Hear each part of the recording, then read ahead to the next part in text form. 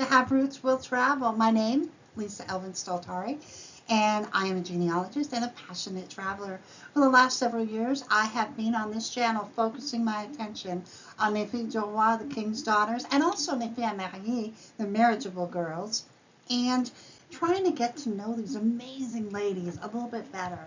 So we are now on episode 271, which is incredible to me.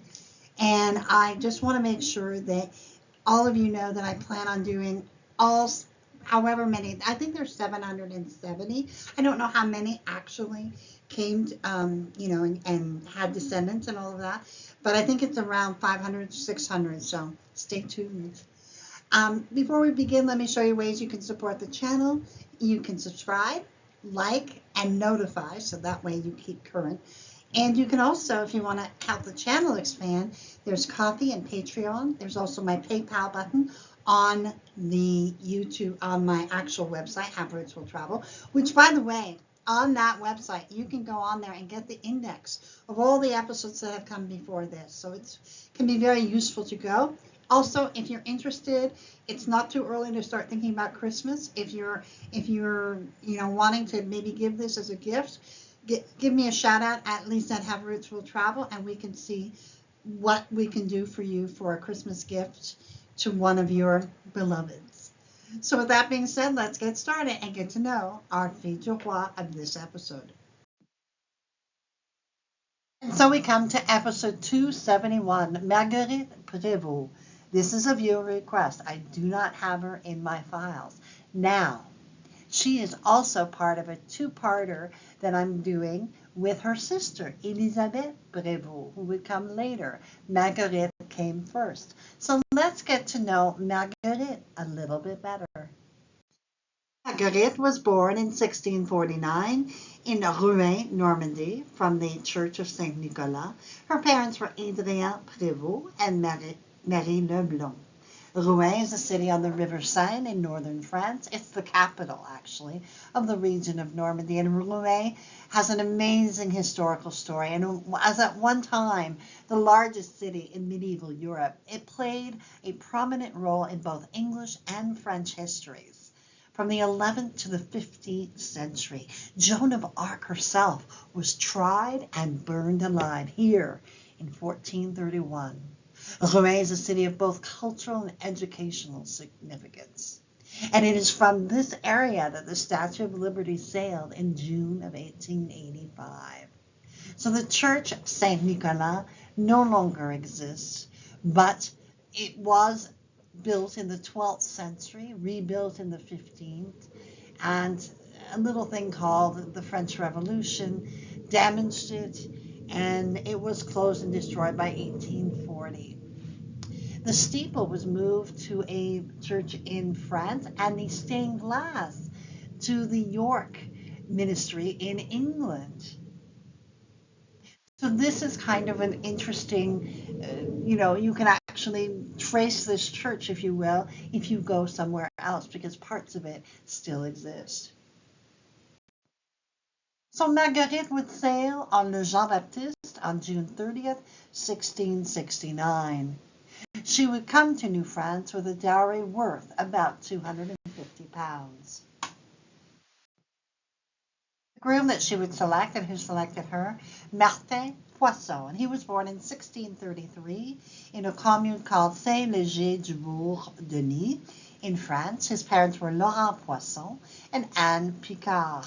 Now, he is actually from the same region, Normandy, and from the same département, Seine-Maritime. Now, of course, his small little commune has about 3,600 people, so he was definitely from a more of a village atmosphere. Now, the church that he would have been baptized in dates from the 16th century and is still standing today. So Martin would arrive in New France as a contracted worker. He would appear on both the 1666 and 1667 census as a worker that you can see there. And for some strange reason, he goes from 22 years of age in one census to the next year, he's now 26. Such as it is. That's why I always caution you to make certain that you don't Don't get stuck in terms of how things are, the age or the way the name is spelled, that sort of thing. And Jean would have completed either his 3 or 5 year contract and would have by then amassed enough, you know, money to be able to purchase either land or build a house and be prepared for when the love of his life would step off that boat. And so they were married. A few short months after she arrived, October 27, 1669, on the island of Orleans, she was also given the gift of £50 from the king. Settle on Ile d'Orléans, a beautiful, beautiful place. It's located on the St. Lawrence River, about 3 miles east of downtown Quebec City. The island was actually one of the very first parts of the province to be colonized by the French. And if you're French Canadian, a large percentage of your ancestry can be traced to the early residents of this island. It wasn't always called Ile d'Orléans. At some points, it was called Grande-Île, Sainte-Marie, Saint-Laurent, but eventually they changed the name to Ile d'Orléans in honor of the son of King Francis I, Henry II, who was the Duke of Orleans. And you can tell by the pictures how fertile and how beautiful the island was. It started off with the parish of Sainte Famille in 1661, and then by 1679, another 4 parishes were there. I want you to look at that map in the middle. There are 6 different parishes. So you have Sainte Petronille, Saint Pierre, Sainte Famille, Saint François, Saint Jean, and Saint Laurent. So depending on where your family settled is where you need to look. These pictures were taken by me when I was there last year. Just amazing. It was the very first time I actually set foot on Ile d'Orléans, and I have to tell you, it was, I don't want to say life-changing, but it really left an imprint on my soul. So please, if you have ancestry that goes to this island, please visit it. Put it on your bucket list. Go on to have 8 children, and their firstborn unfortunately died at 10 years of age. Marie Marguerite would die at 8 years of age. Barbe would marry Daniel Thomas and have 5 children, 2 of whom would make it to adulthood. Marthe would die in infancy. Thérèse would marry Marc Joanne, but died before leaving any descendants. Louise would die as a 17-year-old, not leaving any descendants. Martin, we have no other information. And finally, Jeanne would marry Nicolas Boissonneau de Saint-Onge and have 6 children, 4 of whom made it to adulthood. In the 1681 census, we have Martin and Marguerite. We have their children, Anne and Marguerite, who are still living at that time. We have Barbe. We have Martin, who had passed away, is not there. Thérèse. And we have 1 gun, 7 Batacons, so that's probably about 7 goats or 7 cattle with horns. Remember, they got to have horns. And 15 arpents valeurs, about 12 acres of land. They would die at 67 years of age in 1700. He and Marguerite would have been married 30 years, just remarkable. Marguerite made a few attempts to venture out to be married again, but they did not take.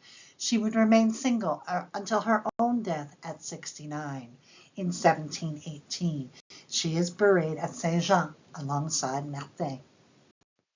And when you get to Ile d'Orléans and you see the monument and you stand before where it says Martin Poisson and Marguerite Prevost, that is the lasting tribute that they are among. These are the monuments, the monument to the founders of Ile d'Orléans, and Martin and Marguerite are among those honored.